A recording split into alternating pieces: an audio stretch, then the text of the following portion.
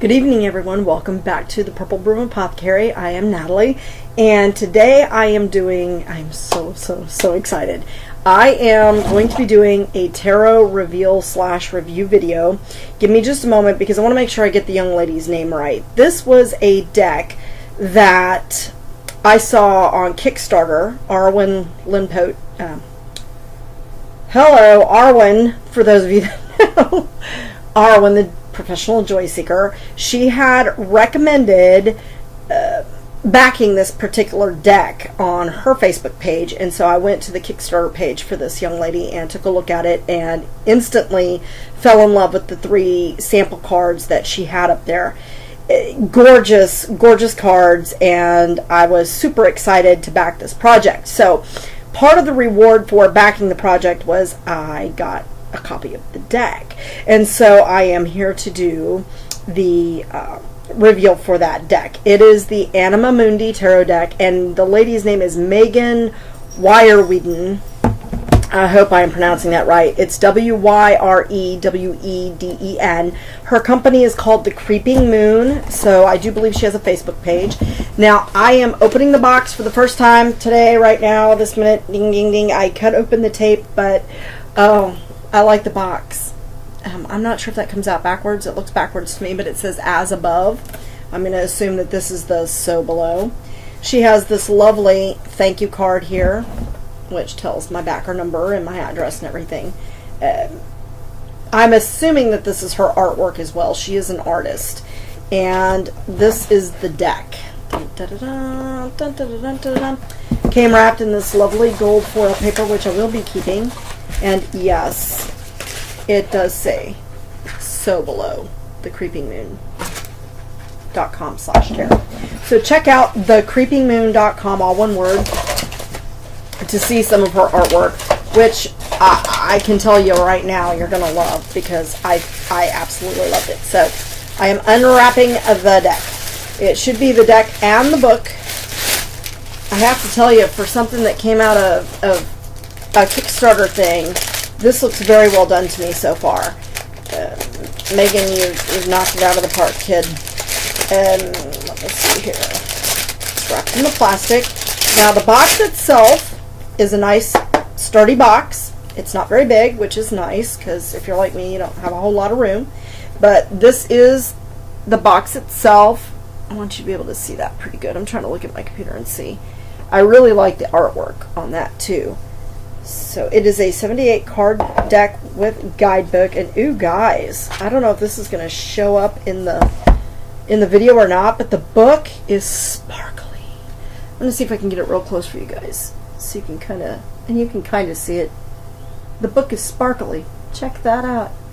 I'm trying to move it around so you can see some of the sparkle. I really like that. It's a small book, which is nice. Now, those of you that know me know that I don't go by the book meanings. I go by what I feel out of the card and the message that I get out of it. What's nice about this is that she has a calendar spread, a 12-month spread in there. So I'm going to hold that so you can see. Dun, dun, dun, as my camera readjusts. And now for the card. Dun, dun, dun, dun. Ooh, I even like the bottom of the box. Now, these cards have a gold trim on the edges. I'm going to show you that. Okay. Nice and shiny the way I like them. The cardstock, they're thin. I mean, it's not like a heavy cardstock, which is nice because when you want to shuffle them, they're going to be nice and pliable. This is the first card off the deck is the Ace Cups. Look at her artwork. I'm afraid the lighting in here just is not doing this justice. Let it kind of focus in there. Really, really nice done. That's the Ace of Cups, the Ace of Pentacles. Look at the detailing in her artwork, folks. She is phenomenal. Now, this deck was based on the Rider-Waite deck, but she takes a focus on nature. So there's the Ace of Swords. I really like the ravens flying around. Or the feathers. I guess it's feathers. By the way, these smell divine. I have a thing for, like, books, the smell of books. There's got to be a word for that. But this smells like a freshly printed book, and I'm just in love with it. This is the Ace of Wands. I really like her little toadstools on the bottom. Just to kind of give you guys an idea, this is the death card, and what I really like about this, look at the imagery there. The snake shedding its skin. So I think that that would take away a lot of the fear a lot of querents have about the death card. I think people misunderstand the death card a lot if they're not familiar with tarot, and I really like this imagery because it shows a rebirth. Whenever there is death, there is always rebirth. So these are just some of the cards that she has in this deck. I mean, they are really, really beautiful. This is the Eight of Pentacles. Little beavers. I'm going to try to scoot a little closer so you guys can see. So I really like the coloring, very kind of earthy tones to it. I like the fact that it's kind of dark. Here is the Eight of Swords. That's a nice looking deck. Almost like a Hanged Man kind of thing. But she does take her wands. She takes her cues from nature, and that's what I liked about it. This is the Five of Cups, which, oh, is a little sad. Of course, we all know that card means failure, but, oh, poor parents. Really a beautiful deck. This one is really cute. Ace of Wands, King of Wands, the Knight of Cups,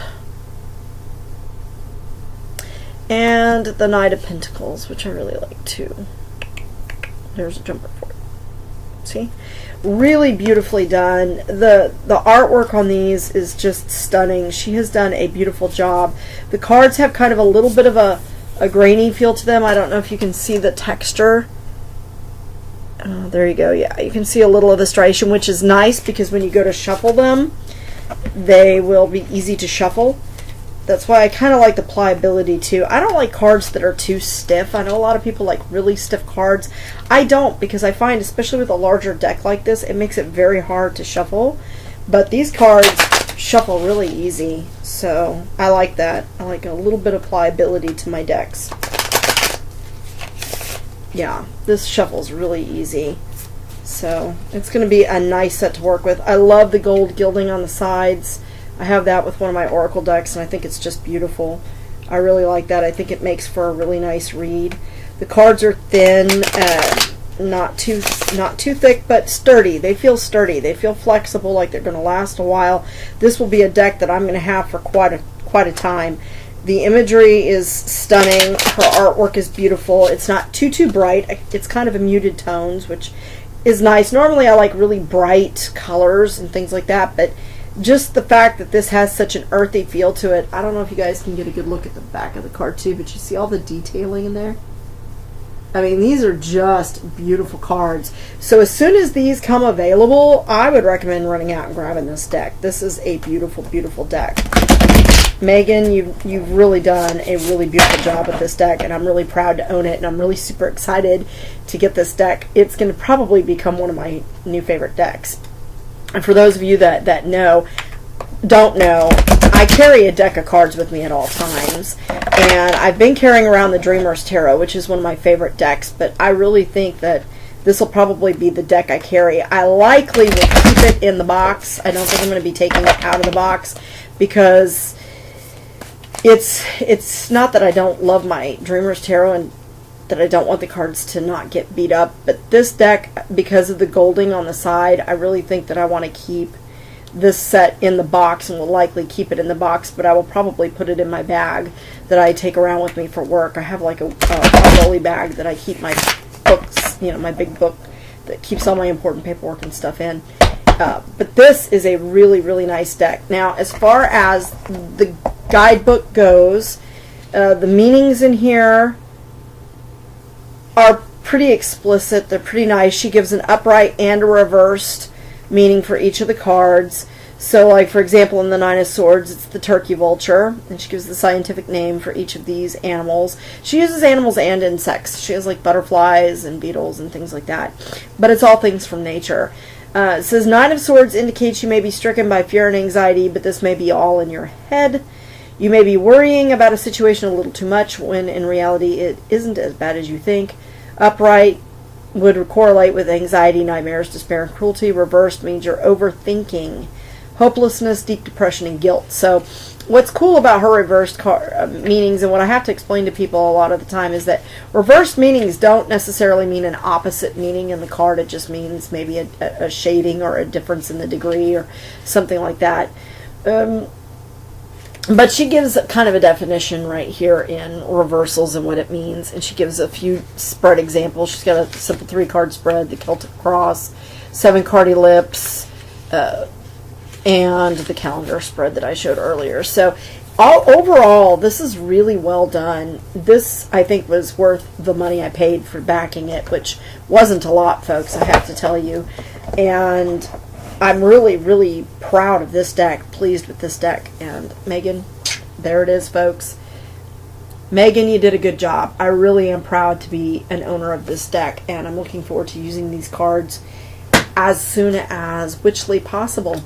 So thank you so much for watching. I hope that you all go out and buy the Anima Mundi deck, because it is beautiful.